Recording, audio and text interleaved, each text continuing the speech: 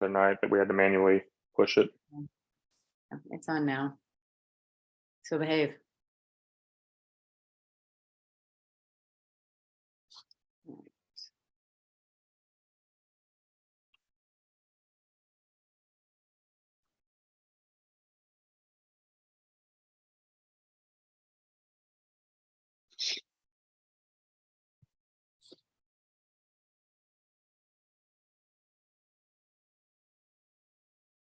Did you, I assume you did. I don't know if I've ever done this before. Did you just, when you set up the breakout rooms, were you allowed to automatically set it to end at 10 minutes, or did you watch 10 minutes and then end it? I launched it. I like explained it. We launched it, and then I just had a timer on my phone, and I hit 10 minutes Okay. because I couldn't figure out how to automatically close it after 10 minutes. I know that it's a preference setting somewhere. I just don't know where it I is. didn't know that's what you So did. And then, I mean, we'll plan to do that this time too. yeah, I should have said something. I should have said, let's take another minute or two. That would have been way better than what I did, which was take a lot more minutes.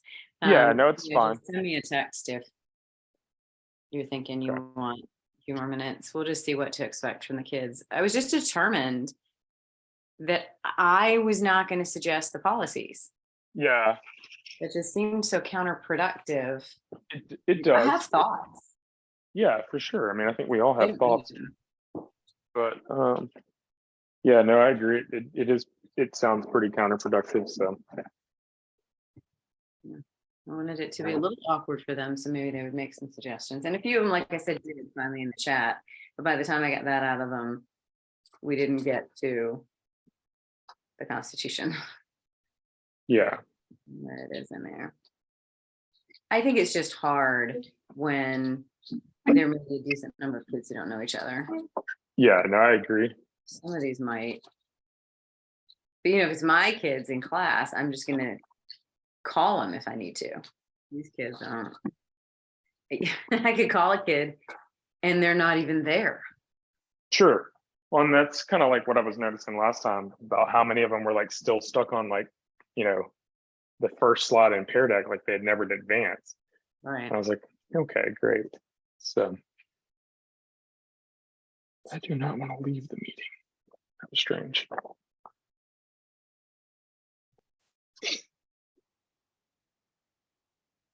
So you got tomorrow off? Oh yeah. Oh yeah. We at least get to leave a little early. Y'all don't have tomorrow off? It's an E-Day, so the kids won't be there, but we have to go. Gotcha. No, it's an off day for all of A us. friend of mine said, I heard private schools get a lot of extra days off. My contract is 192 days. Huh. More than public schools. Interesting. And you get paid less. A lot less. And it's fine for me, but I just wonder with other people, it'd be really hard to attract people. Yeah, I mean, more and pay you less. I left Homewood making like, I think 54, 55 at going and entering year 7 at Jeffco. I started at 61, so it was a pretty nice bump to leave and move. Nice.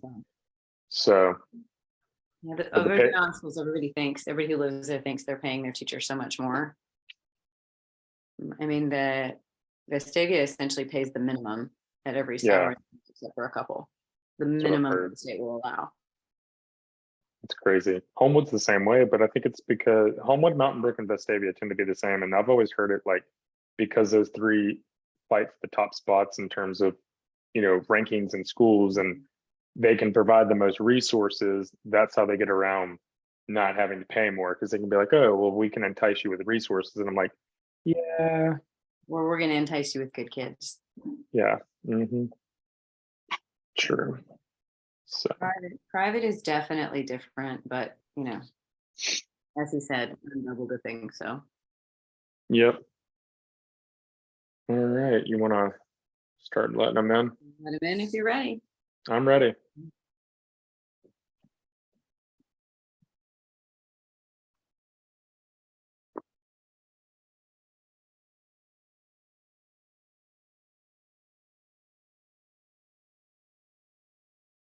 I see at least one teacher I know.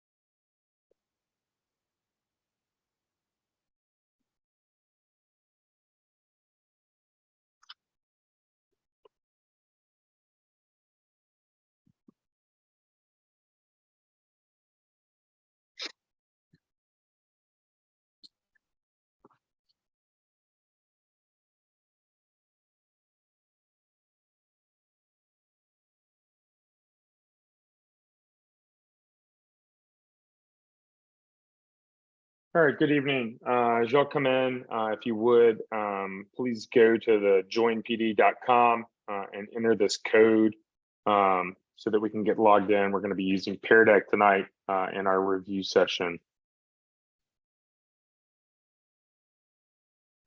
If there's any teachers in this session, if you would, please put your name and what school you're with in the chat for us. We would appreciate that.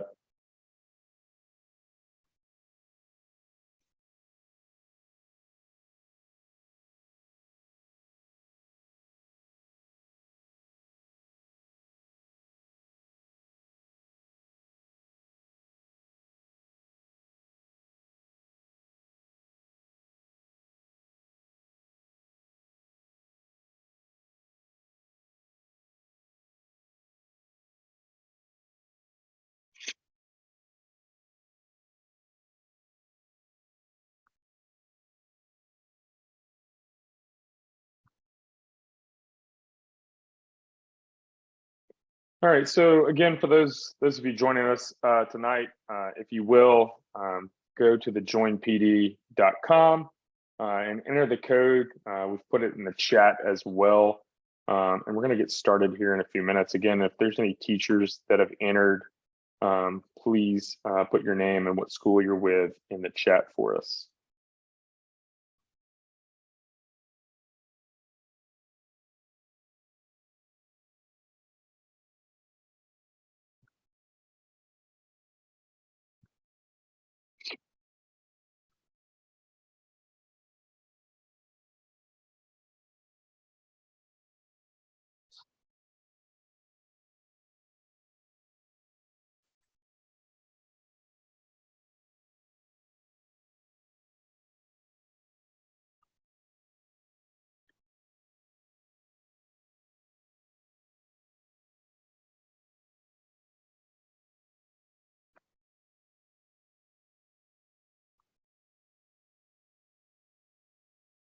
All right, so right now it looks like we've got about 24 students who have joined the Pear Deck, and we've got about 33, 34 of you on the call with us tonight. So again, if you can, please go to the joinpd.com and enter the code that's on your screen, or you can find it in the chat.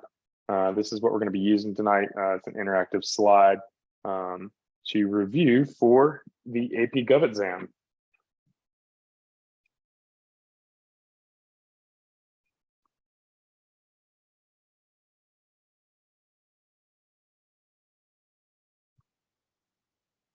All right, so if you will, if you have not, I see a couple of you have already started this, but if you have not gotten a chance to do so, please go ahead and try to answer this first open question, explain how citizens can influence the policymaking process in America. And let's kind of think about this in light of maybe some things that have happened this week as a possible answer as well.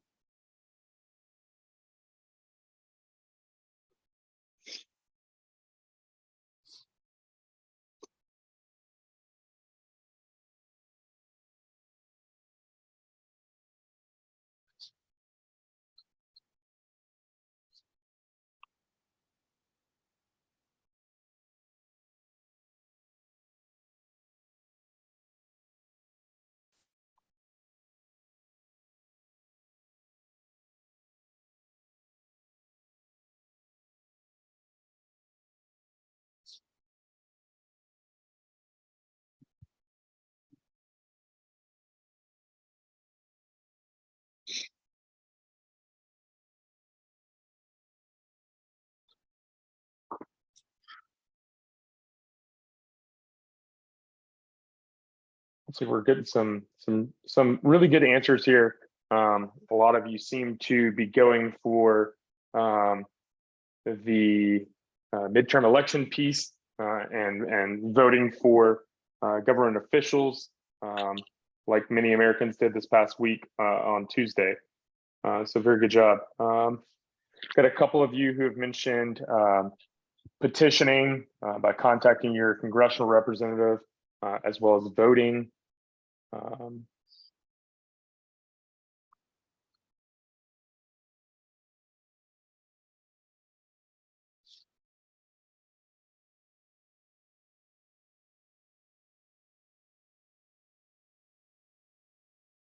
think one of you mentioned interest groups playing a role as well, which is also a possibility that can definitely be used as well.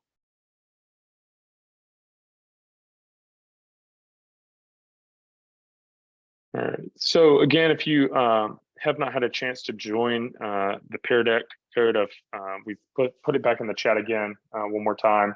It's also the code can be found in the upper right hand corner as well on the screen that we're currently viewing. So we're going to go ahead and get started in a second. Please make sure if you haven't done so already to mute your microphone and be sure your video is showing or either your image or an avatar. Raise the hand button or unmute yourself if you have a question. Feel free to put a question in the chat as well. We will be using breakout rooms later on tonight in addition. My name is Clayton Sweeney. I have taught AP Gov now for 3 years. Been an AP grader for 2 years. And I am currently teaching geography and civics to 7th graders. And my co-host tonight, I'll let her introduce herself. Hi, I'm Jane Schaefer. I taught AP Government for about 15 years at Vestavia Hills High School, and now I'm teaching it at John Carroll Catholic High School, and I grade AP Econ exams. All right, so like I said, I've seen a lot of really good answers tonight, especially those of you who have touched on voting and votes do show politicians what we are feeling, and that's a very good piece there. Like I said, a couple of you have also mentioned the use of interest groups. I saw one or two of you mention protest. Just make sure that if you're going to use the idea of protest there, that we keep it in a peaceful way, because that does make a difference when we're talking about how it shows on policy. Okay. So here we've got a policymaking slide and the exercise of power in American government. And so this hinges between separation of powers and checks and balances. So if you have studied this already, you would know that our Constitution, of course, is separated into 3 types of power. We have legislative power found in Article 1, executive power found in Article 2, and then judicial power found in Article 3. And these are 3 separate groups of people. They all exercise powers independently of each other. Some of their powers require action by another branch. However, that is called checks and balances. Both of these ideas are essential to our scheme of limited government, as it provides multiple safeguards to prevent anyone or any branch from becoming too powerful. So policy making, can anyone give me a definition of policy making?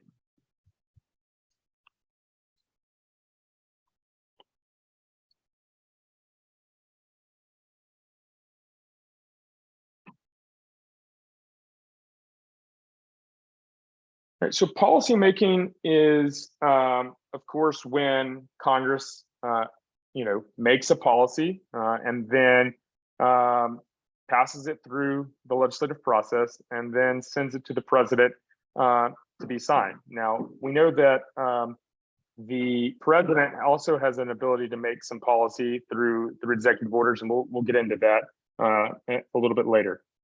So policymaking is primarily conducted by the legislative branch. It can also be conducted by the executive branch as well. And then although the decisions of the courts can impact those policies, and so the courts really play that referee between the executive and the legislative in terms of the policymaking process.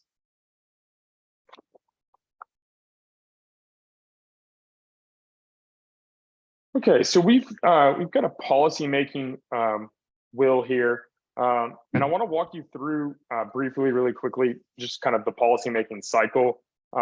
And making note of kind of who's involved here in each part of the cycle.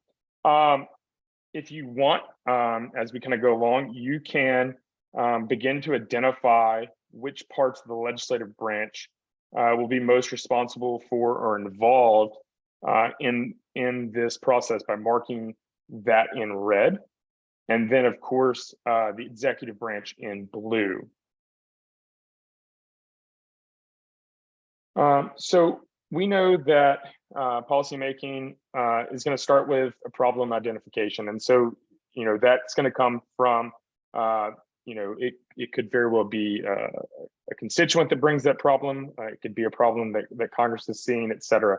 And then it's going to go into the agenda setting. And so Congress is going to look at it from a standpoint of, once the problem is identified, how can we gain enough support to place it on a policy agenda? And that listing of terms will be, made to address, because we have a divided government in the United States with 3 levels of governments, federal, state, and local. It is also important to determine what level of government should be solving the problem, because that will ultimately determine where it's placed on the agenda. Different groups will have different priorities about how the problem should be solved, and these priorities will be reflected by whether it gets on the agenda or not. Policy formulation is ultimately the part that we're concerned with actual development of the laws that will address the problem. Anyone can write a bill, a proposed law, but only a member of Congress can introduce a bill into the appropriate House of Congress. And so the process there of developing and writing a bill may be in response to an immediate crisis or something that has longer term importance. Negotiations and compromise may be involved in the drafting process. Once it is introduced, the bill will be assigned to a committee, and then in Congress, where it will be further refined, debated, and voted on before moving ever to a floor for additional votes. Most bills die in committee. Most bills do not make it out of committee. That might be because there, more than one bill is introduced on a topic. They refine and they keep the best one. It might be because of priority or who controls the majority party in that chamber. The decision making, if a bill is passed by committee, it does make its way to the floor of the House or the Senate for debate on a vote. Once it passes one House, it then goes back to the other House that is involved and follows the same loop backwards and forwards between the policy formulation and the decision making. And then ultimately, if the bill is a priority for both parties or the same party that controls both houses, similar bills may be introduced in both houses simultaneously. Finally, the policy implementation. So once a bill is passed through Congress, we know that it goes to the president for his approval. Assuming that the president signs the bill into law, this is a time for implementation. And implementation of a bill is the job of the executive branch. The president will implement new laws with the help of the bureaucracy that some even call the fourth branch. Bills have detailed instructions on implementation that they expect, or there may be a lot of discretionary authority in place for the president and how to implement a law. Many groups will also try to influence the implementation of these decisions. For instance, Congress can always update or pass new tax codes, but the IRS, the Internal Revenue Service, a part of the Department of Treasury, will create the actual tax forms and the instructions that you and I will all complete when we pay taxes. Last but not least, the policy evaluation. Once a policy has been implemented, it is time to assess its effectiveness. This step can be undertaken by elected officials, the media, interest groups, political parties, and the public, and even the courts if the policy is challenged as to its constitutionality. If there are problems with the policy that need to be addressed, the policy may be revised by moving backwards through these cycles. Of course, these are what makes up the policy cycle. So I've seen some of us go in here and start marking this. Some of us are on the right track here. Some of you have figured out that one branch might play a role and cross over. All right, so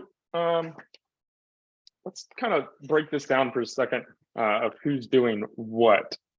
Policy implementation is a role that's played by both the executive and the legislative.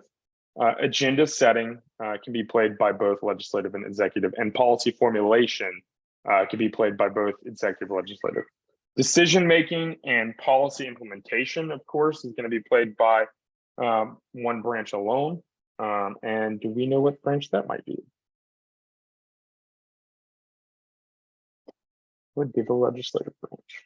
So if we don't have questions on that, we're going to move forward now.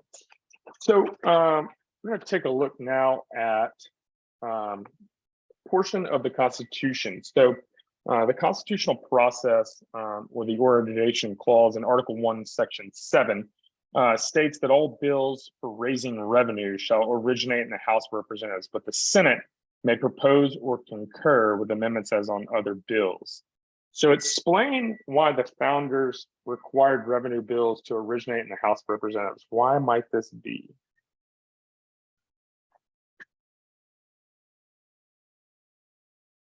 If you're not sure what revenue means taxes.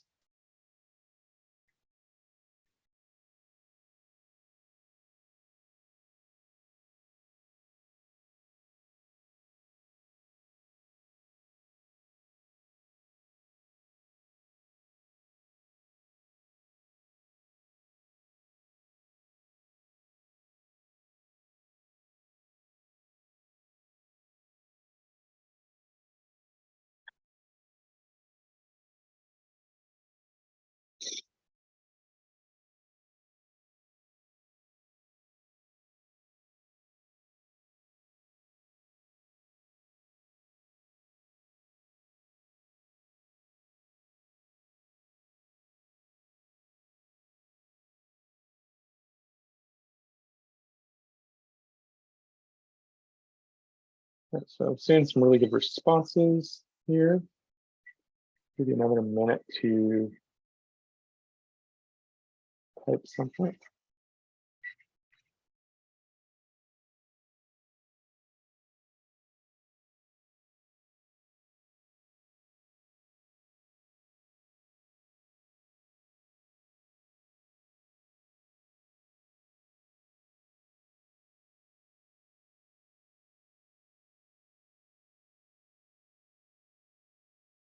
So for us to kind of understand why this is worded the way it's worded, we have to remember that this clause and the way that it's worded, this origin clause here, comes from, or really it's derived from English parliamentary. And so in the English system, they had a practice of requiring all bills dealing with money to have their first reading in the House of Commons. And so the framers borrowed this practice when drafting our Constitution, and really hoping that it would confer or establish the idea of the power of the purse on the legislative body, which of course is most responsive to the people. So if you want to think about it in that sense, I saw a couple of you put on there that the House of Representatives is elected by the people. They're the closest to people. I saw one of you mention that the House was around or was the first body pre-Constitution, and that's a decent point as well. And so, as such, only the House may introduce bills for raising revenue. The Senate is explicitly empowered to amend a House bill that deals with money, and of course, any other type of bill that doesn't deal with spending can start in the Senate or the House.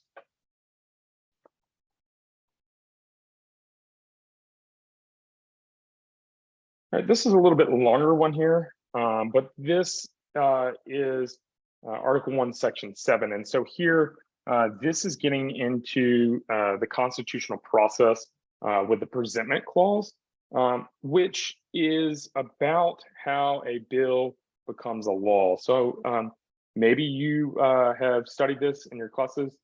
Maybe you're getting ready to do this, but this is the process, and it's detailed here about how a bill becomes a law. So I'm going to ask you to read the selection and then kind of describe the process. You can number this list or write a description about the process. The ultimate goal from for this slide is after you've read it, is to try to be able to explain how, not why, but explain how a bill gets approved or rejected or reconsidered. So we'll give you a few minutes here to work through this one.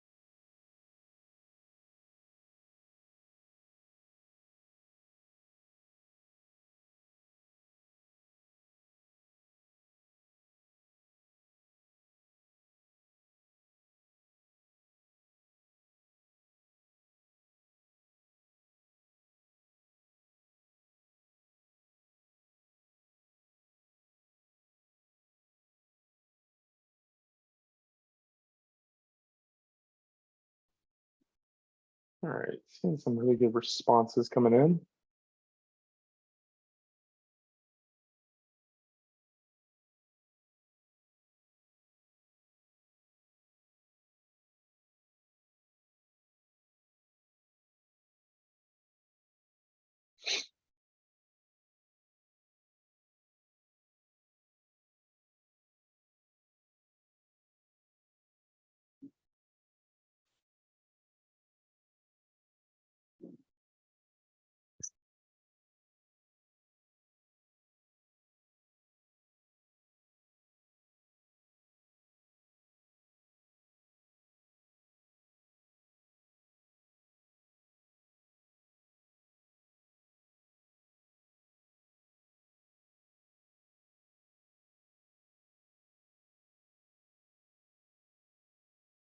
All right, so based on the text of the Constitution here, in order for a bill to become a law, we know that that a bill needs to pass both houses of Congress first, and that's the big part. So it has to pass both in order to become a law, and then that bill is then sent to the president, who can sign the bill and make it become law, or the president could choose to return it with objections. He could choose to veto it and say, I'm not going to sign the bill until these changes are made. And so at that point, if it's going to be reconsidered, it's going to require a 2/3 vote of each house. Now, we know that, of course, if the president vetoes it, Congress could always override that veto and make it become law with a 2/3 majority vote in both houses. Votes are going to be recorded in some way, whether that's a voice vote or a recorded vote. Now, if a president does not take action in 10 days, all right, the bill will become law without his approval, which is kind of the default enactment, or sometimes we call it the pocket veto. And then, of course, if Congress adjourns within that time period, within that 10 days, it shall not become law. So a pocket veto was first used by James Madison in 1812. And so this is that process that a bill has to go through in order to become a law. And so I saw some really good responses. We added some comments to a few of yours. But thank you so much for being responsive tonight. So, all right. So here we're looking at the presentment of resolutions clause. So again, let's read this one. So, every order, resolution, or vote to which the concurrence of the Senate or the House of Representatives may be necessary, except on a question of adjournment, shall be presented to the President of the United States, and before the same shall take effect and shall be approved by him, or being disapproved by him, shall be repassed by 2/3 of the Senate and House of Representatives, according to the rules and limitations prescribed in the case of a bill. So only bills become laws using the process on the last slide. This next portion of the Constitution, James Madison insisted on the clause because he foresaw situations where Congress might try to avoid the checks and balances of the lawmaking process and presidential vetoes by styling the action as a resolution. So I want you to think about what types of actions do you think an order, resolution, or vote requiring the passage of both houses of Congress would deal with, if not a law? All right, there are 4 possible answers here. So let's see what we can get. All right, yeah. All right, so a couple of you have asked me to restate it. No problem. So what are different types of actions that could be brought forth by Congress or the president that necessarily would not require the same passage as what we just talked about on the previous slide?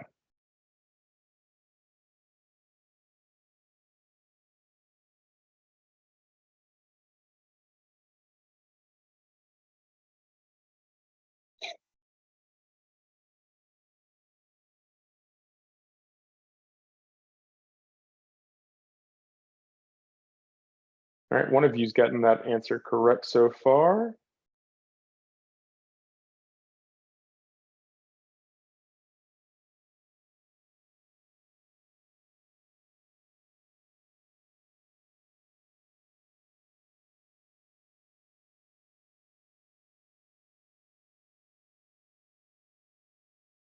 All right, so Lily Suggs, your answer, the first one you put on there, declaring war, good job, that's one of them. Another one is terminating national emergency declarations. All right, Morgan Lewis, I think you were trying to get that way with what you were typing about COVID-19. Amending the Constitution of the United States or annexing sovereign nation states. So those are ways that we can skid around this process.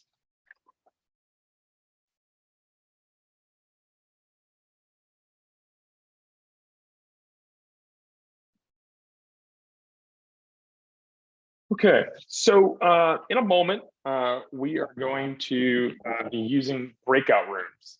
And we have got you split, hopefully everything worked tonight, but we're gonna split us into 2 groups. And we're gonna be divided into 2 groups where you guys are going to do some of the work, and I'm gonna take a break for a minute from talking. But we're going to each examine a section of the Constitution, and we're going to determine the powers and tools that are available in policymaking to our assigned branch. Some of us will be working as the legislative branch, and some of us will be working as the executive branch.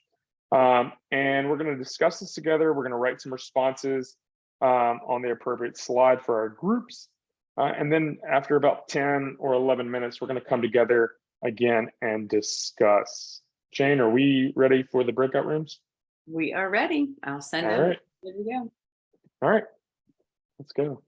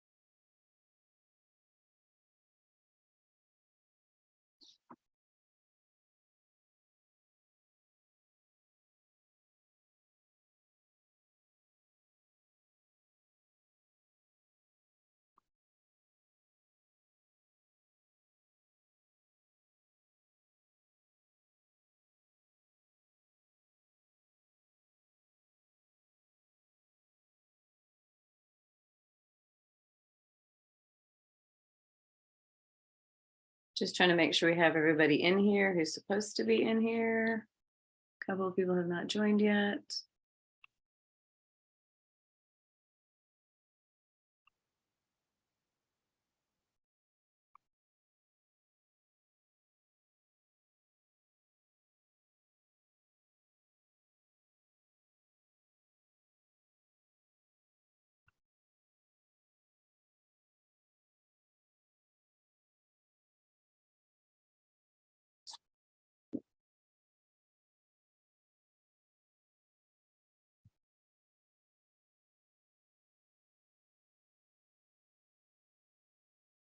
Okay, this is us. We're looking at what the legislative branch can do. And the focus is going to be you. If you want to look at the actual list of powers that Congress has in Article 1, Section 8, you can enter that link. But basically, you guys as a group are going to decide on 3 policy issues that you think our government should be working on. And then once you've chosen the 3 that you think are important enough to be considered, then you will figure out which powers Congress has under Article 1, Section 8 to actually make these things happen. So ideally, you'll unmute and discuss this, but you also have the option to enter them in the chat if you're more comfortable with that.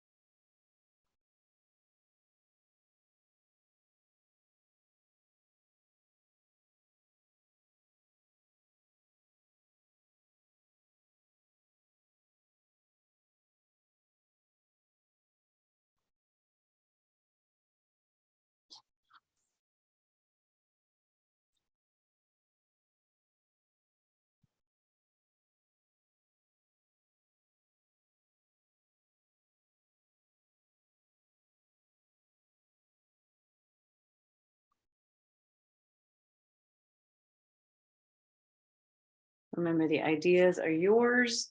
We don't want to know what I think should be a policy. We want to know what you think.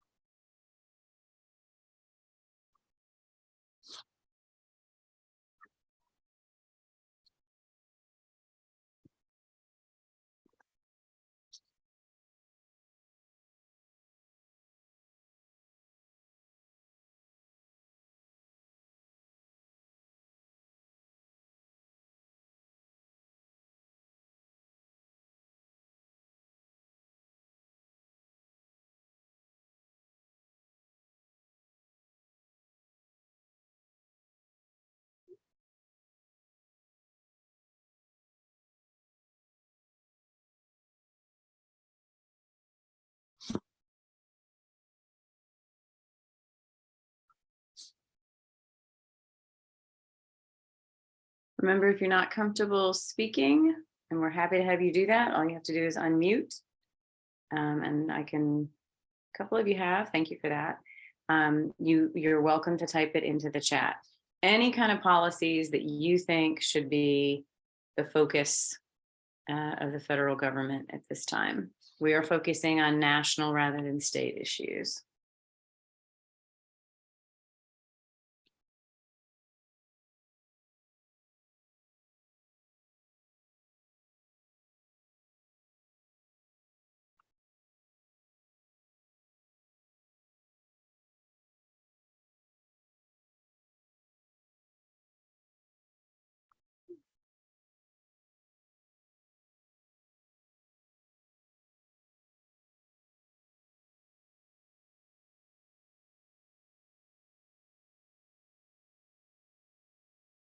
Okay, the other room is having a lot of ideas coming up in their chat. So we don't want them to show off and us have nothing.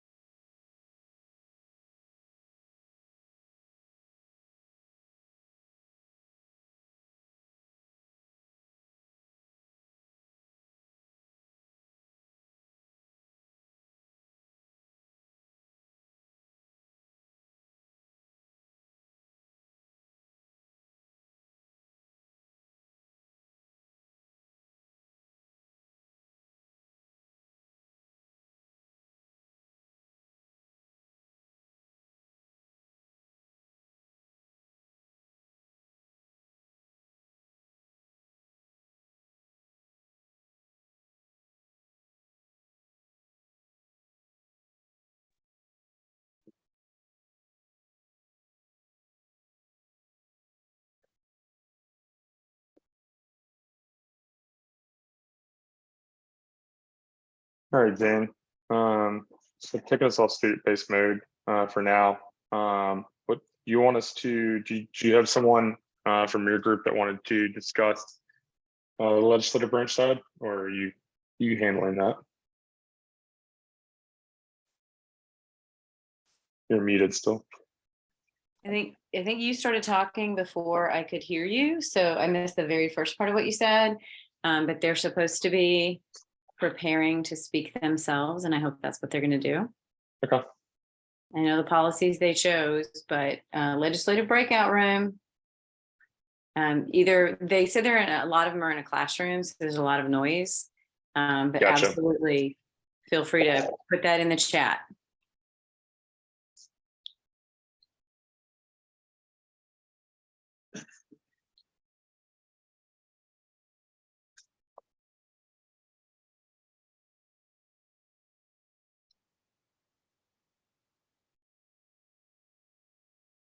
Right, we heard from in the room, we were getting ideas from Caden and Abigail. Oops, we have one new message in there. Yay. Okay, look what we got. Woohoo. So it's like y'all talked about inflation, national debt, wage gap. Okay. And look at that. We even have the provisions too. We got some fiscal policy stuff going on in there to affect inflation. We got raising some taxes, cut down on that national debt, and we got our interstate commerce rules to help us deal with discrimination in hiring. I think that's practically perfect. Yeah, I think so. I think so. All right. Well, let's kind of move over to the executive side now. We had a little bit tougher time.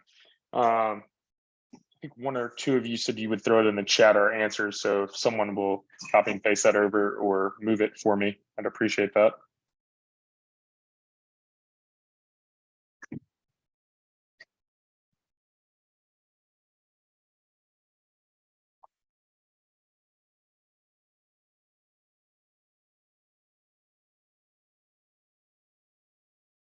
Yeah, so we also addressed or had a conversation about inflation. That was one of our policy pieces. What else? There we go. Yeah, so inflation. Yeah, so we talked about, of course, the president's going to have a little bit tougher time dealing with that inflation piece than, say, the legislative branch. We discussed, that, that the presidency isn't going to just be able to tell the Federal Reserve what to do. And so we addressed that piece. We did say that he could potentially use an executive order there. Then the students chose student loan forgiveness, and we talked about an executive order could be used to address that as well as the bully puppet, even though it's a more informal power. And then the last one that they chose was aid to foreign countries. And we talked about the use of the State Department and ambassadors and working through that process, whether that's the appointment of a new ambassador or what the president would need to do in order to get money sent to a foreign country.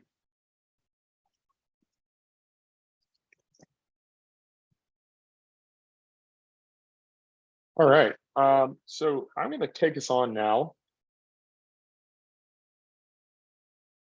to the next slide. So on this slide, I want you to each draw a line from each action to the appropriate branch. Let's use red for executive and blue for legislative, just to kind of denote difference, if that's all right.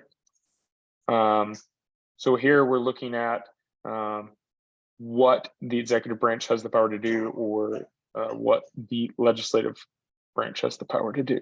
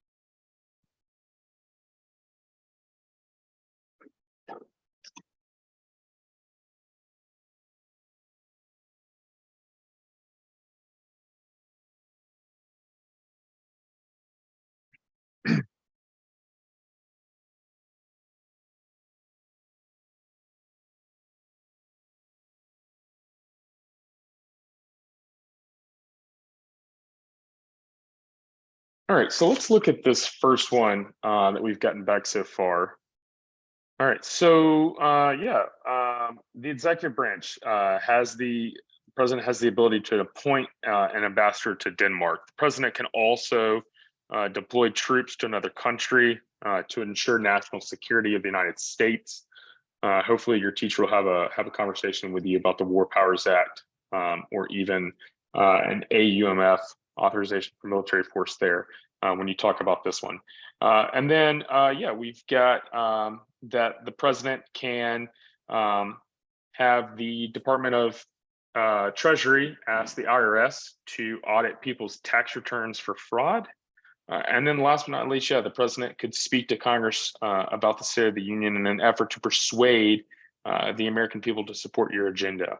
And so, that leaves that the legislative branch can create new taxation rates. Of course, that would start in the House. They can pass a resolution to declare war. They can draft a law addressing the concerns of people in their districts. And then, of course, they can override a presidential veto with a 2/3 vote. So really good job here. Okay, so we're gonna do some practice here with FRQ verb practice. So we've got an A, B, C, and D here. And the first piece here, and again, this one doesn't have a major prompt. We just want you to kind of practice working with the FRQ verb pieces here. So A, we want you to identify a policy idea that needs attention by the US government. So let's think about reconnecting back in our groups here to a policy piece that we addressed. All right. In B, we want to describe, all right, so you want to describe the power in detail that could be used by the Congress to address the policy area that you identified in Part A. So you need to make sure that whatever you're doing in B is related to A. All right. If it's not, you're not going to connect the dots and you potentially will lose that point. In C, we want you to describe an action that the president could take in response to the action taken by Congress in Part B. So what is something that the president could do if they don't agree, or maybe they disagree with what they did in B. And then finally, explain how the system of checks and balances could hinder the advancement of new policies in America.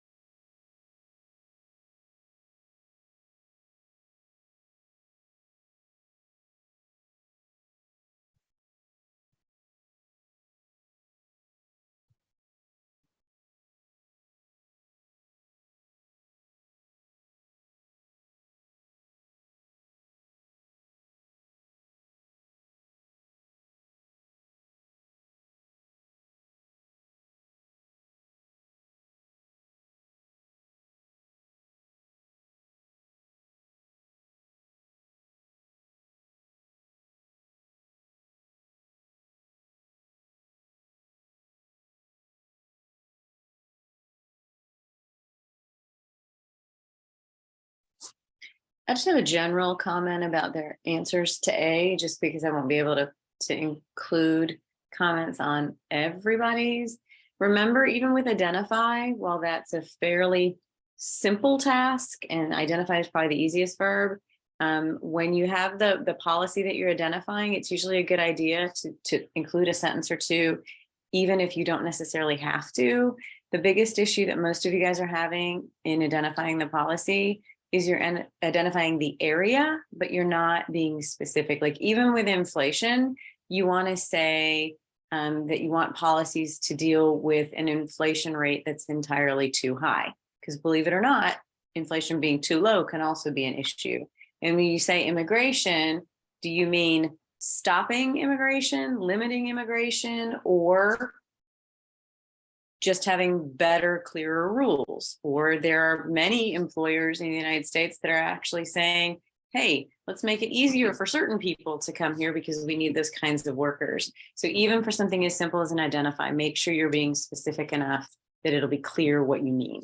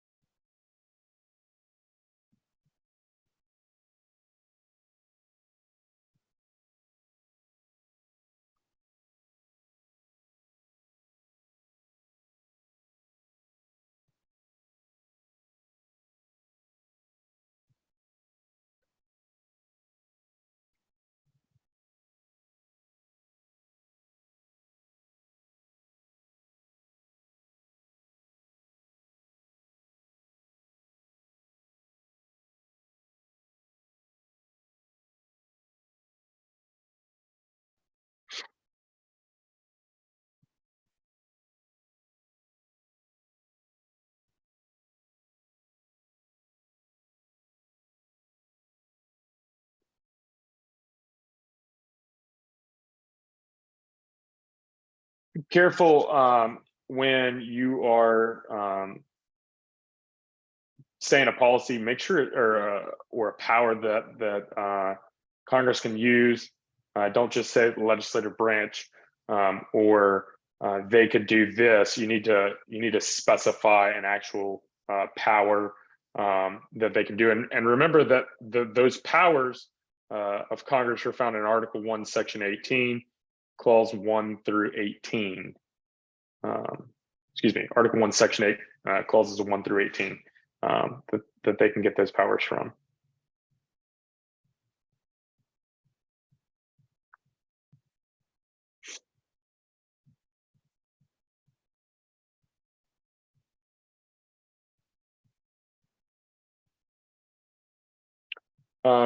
So a couple of things to keep in mind on this is when you see that identify verb in Part A, this can really be a simple identification in about a sentence or two. So it's not really having to be a lot, but do take into consideration what Jane mentioned there.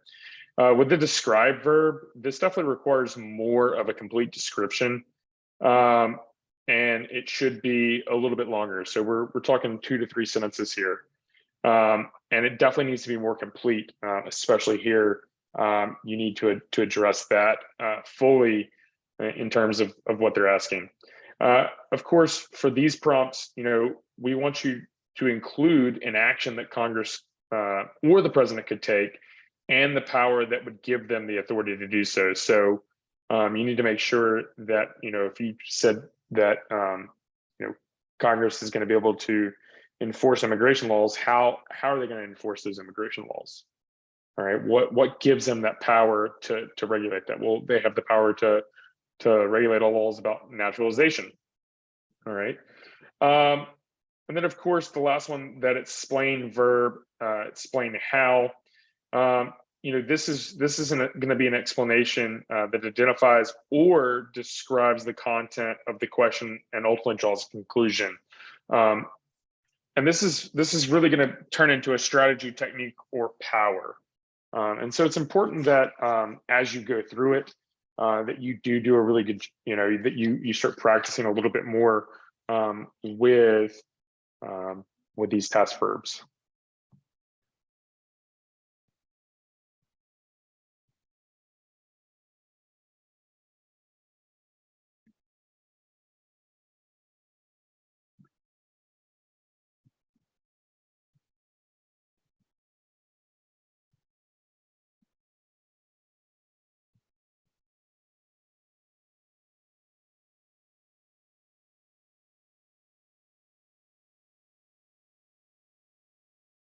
Okay, so it looks like almost everyone is done. I'm actually going to go ahead and I'm going to advance us to the next portion of this. We've got a couple of sample multiple choice questions that I'm going to get you each to take a look at. So let's go ahead and move on. So here, the Constitution states that all revenue bills must originate in, is it A, the House of Representatives, B, the Senate, C, the Congressional Budget Office, or D, the Office of Management and Budget?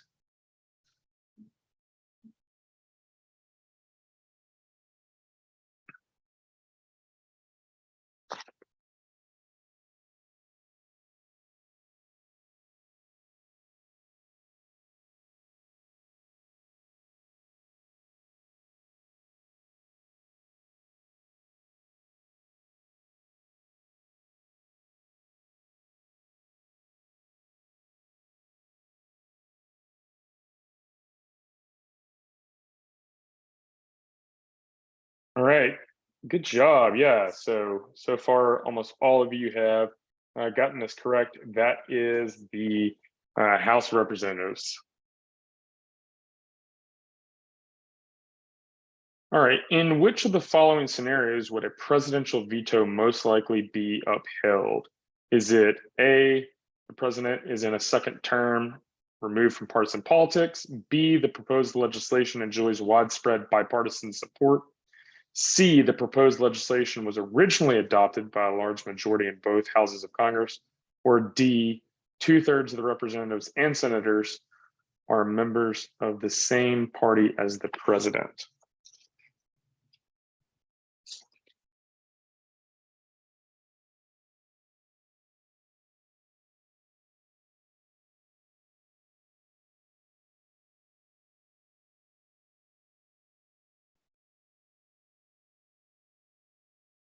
All right, A is hard to pick here because we don't know who controls the House or the Senate. All right, B, the proposed legislation enjoys widespread bipartisanship. Again, we're not 100% sure. So that takes us to C and D. And I see most of us going with D. You are correct. Letter D, 2/3 of the representatives and senators are members of the same party as the president. So yes.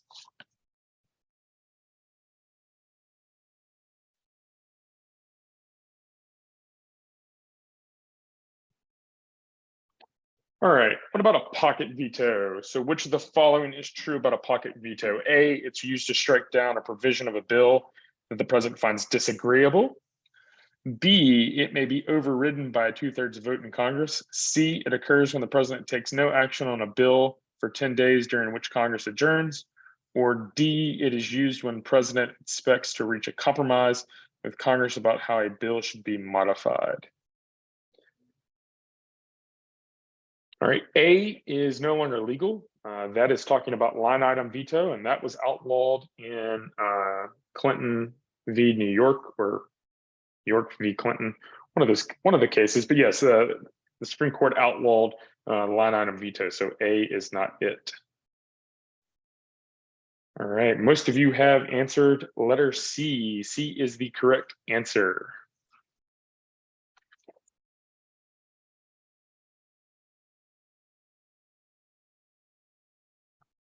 Okay, the president can do which of the following without seeking the consent of either the House or the Senate? Is it A, ratify a treaty, B, appoint federal district court judges, C, deploy troops, or D, declare war?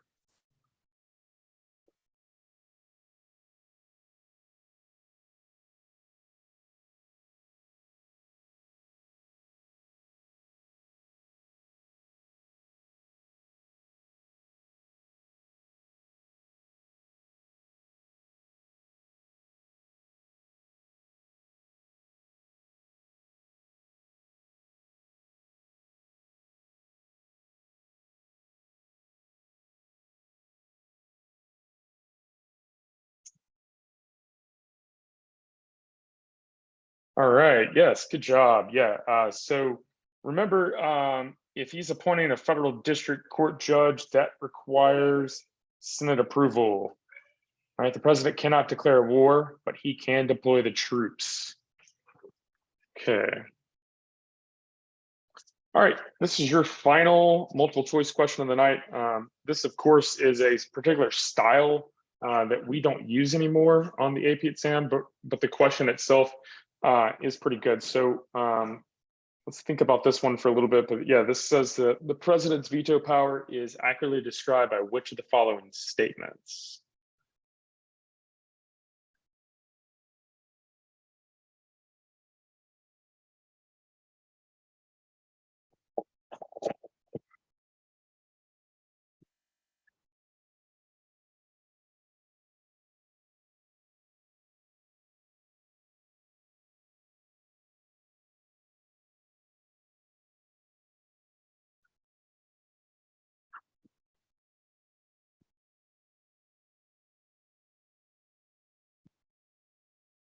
All right. So we seem kind of be split on this a little bit, but so one option, president sometimes threatens to veto a bill that is under discussion in order to influence congressional decision making. 2A, president typically vetoes about a third of bills passed by Congress. Or 3, Congress is usually unable to override a president's veto. So our correct answer tonight is letter D, choice 1 and choice 3 only.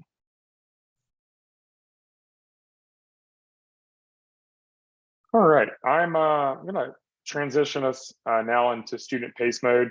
But if you would, let us know how you found this lesson. And then of course, on the very last slide of this presentation, there is a link to the survey that we ask you to complete before logging out. And of course, once you've completed that survey, log out and then watch your email for the publishing of the takeaways.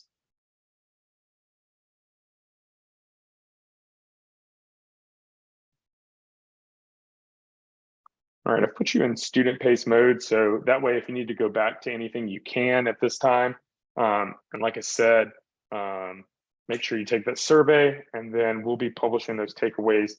So watch out for your emails. You'll get a copy of this lesson to help as you move into the review process. We hope you found the session to be helpful.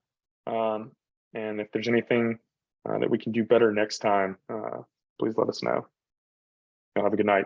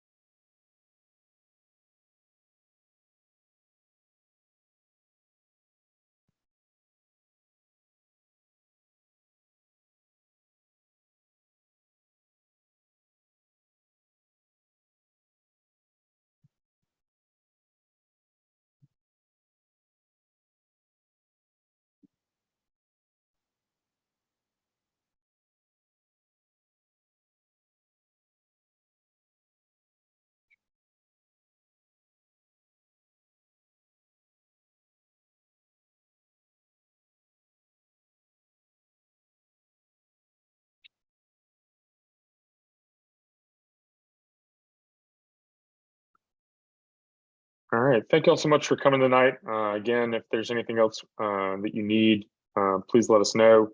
Fill out the survey on the final slide, and then watch for the published takeaways to come to your email soon.